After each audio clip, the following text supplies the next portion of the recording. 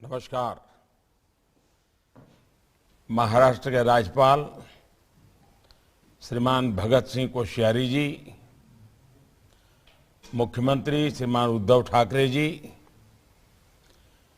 केंद्रीय मंत्रिमंडल में मेरे सहयोगी अश्विनी वैष्णव जी, राव साहेब दानवे जी, महाराष्ट्र के उप मुख्यमंत्री अजित पवार जी, महाराष्ट्र के पूर्व मुख्यमंत्री देवेंद्र फडणवीस जी, सांसद और विधायकगण, भाई और बहनों, कल छत्रपति शिवाजी महाराज की जन्म जयंती है।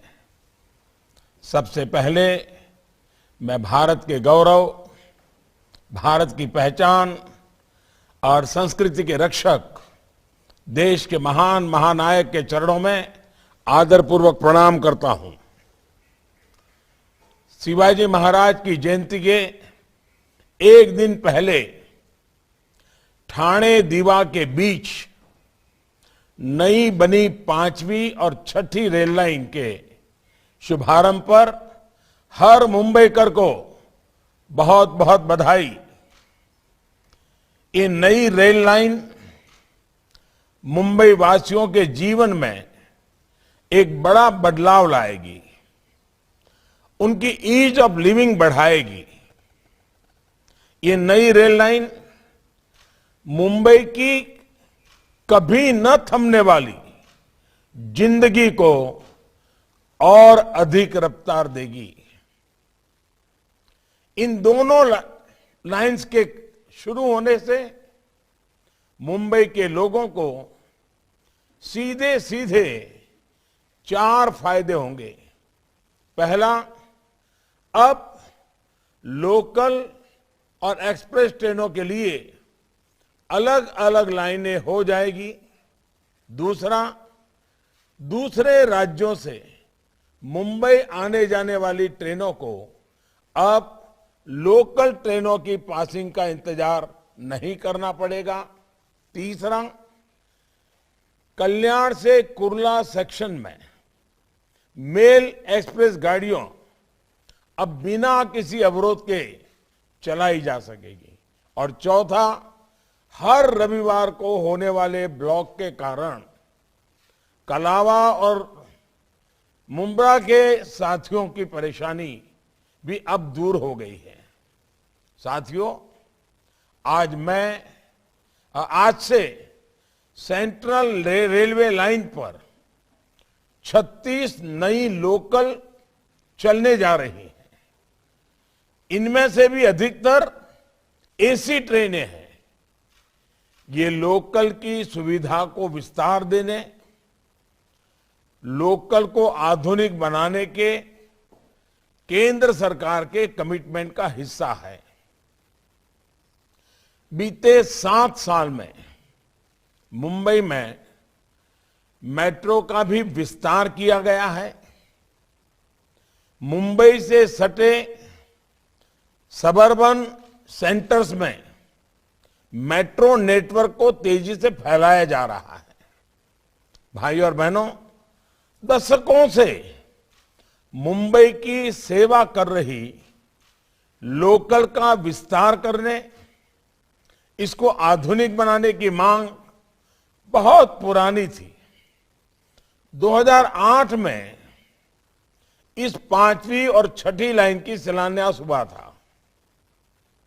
इसको 2015 में पूरा होना था, लेकिन दुर्भाग्य यह है कि 2014 तक ये प्रोजेक्ट अलग अलग कारणों से लटका रहा। इसके बाद हमने इस पर तेजी से काम करना शुरू किया, समस्याओं को सुलझाया। मुझे बताया गया है कि 34 स्थान तो ऐसे थे जहां नई रेल लाइन को पुरानी रेल लाइन से जोड़ा जाना था।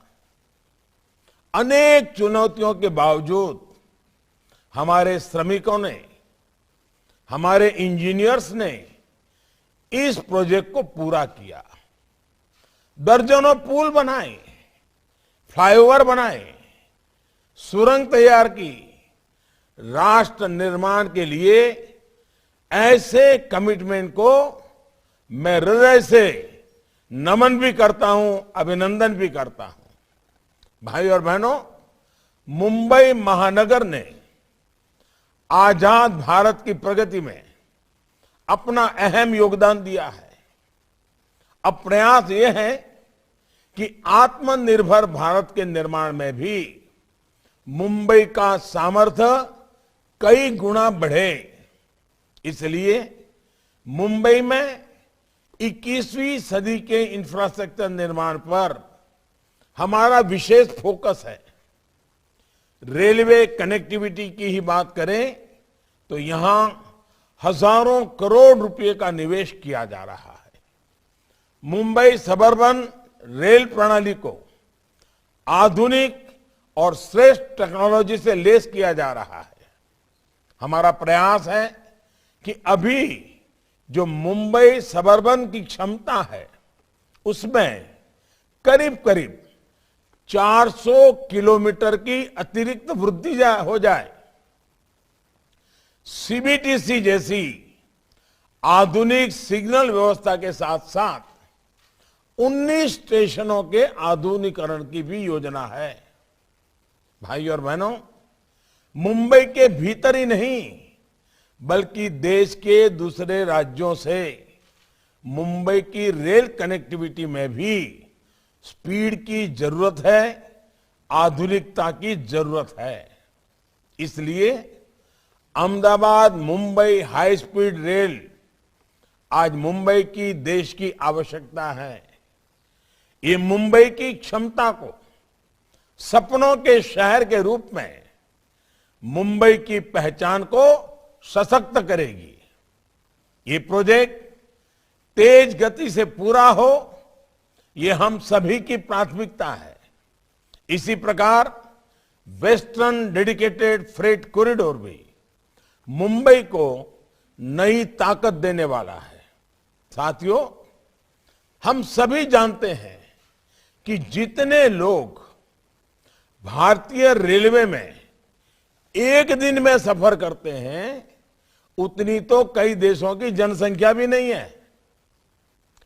भारतीय रेल को सुरक्षित, सुविधायुक्त और आधुनिक बनाना हमारी सरकार की सर्वोच्च प्राथमिकताओं में से एक है। हमारी इस प्रतिबद्धता को कोरोना वैश्विक महामारी भी डिगा नहीं पाई है। बीते 2 सालों में रेलवे ने फ्रेट ट्रांसपोर्टेशन में नए रिकॉर्ड बनाए हैं। इसके साथ ही 8000 किलोमीटर रेल लाइनों का इलेक्ट्रिफिकेशन भी किया गया है। करीब 4500 किलोमीटर नई लाइन बनाने या उसके दोहरीकरण का काम भी हुआ है। कोरोना काल में ही हमने किसान रेल के माध्यम से देश के किसानों को देश भर के बाजारों से जोड़ा है। साथियों, हम सभी ये भी जानते हैं कि रेलवे में सुधार हमारे देश के लॉजिस्टिक्स सेक्टर में क्रांतिकारी बदलाव ला सकता है। इसलिए बीते 7 सालों में केंद्र सरकार रेलवे में हर प्रकार के रिफॉर्म्स को प्रोत्साहित कर रही है। अतीत में इंफ्रास्ट्रक्चर प्रोजेक्ट सालों साल तक इसलिए चलते थे क्योंकि प्लानिंग से लेकर एग्जीक्यूशन तक तालमेल की कमी थी। इस अप्रोच से 21वीं सदी भारत के इंफ्रास्ट्रक्चर का निर्माण संभव नहीं है। इसलिए हमने पीएम गति शक्ति नेशनल मास्टर प्लान बनाया है।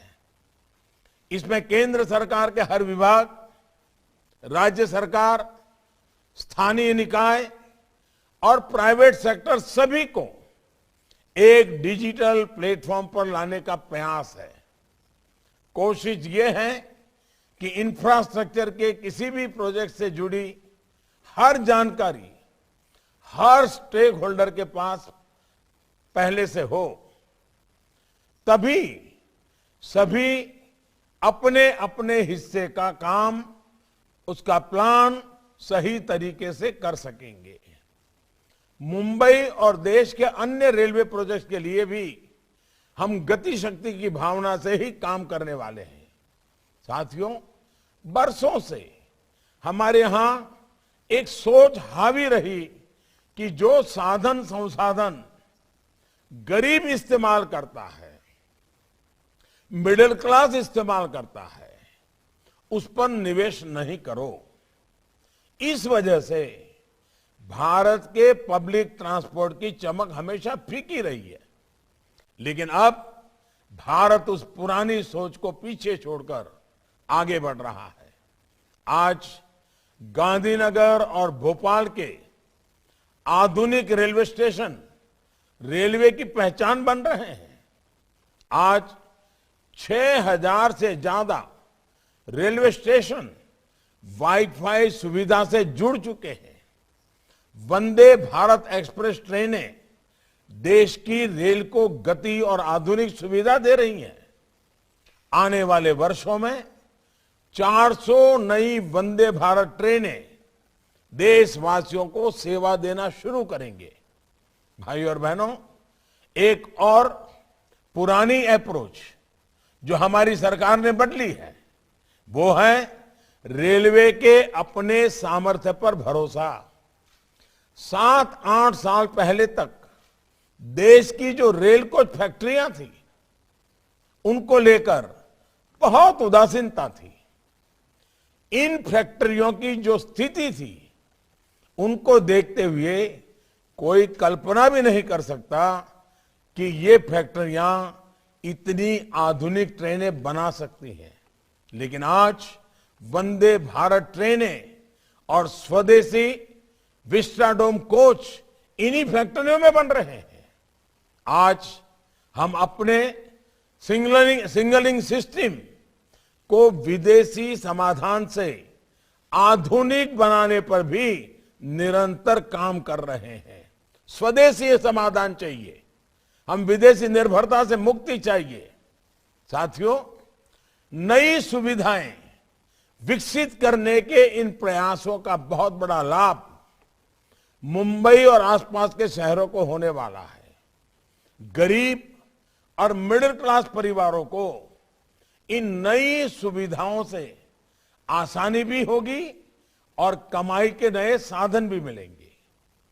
मुंबई के निरंतर विकास के कमिटमेंट के साथ एक बार फिर सभी मुंबईकरों को बहुत बहुत बधाई देता हूं। बहुत बहुत धन्यवाद। Find more details in the book Narendra Modi, Architect of New India, presented by senior BJP leader Sudhir Ji Mungantiwar, Maharashtra.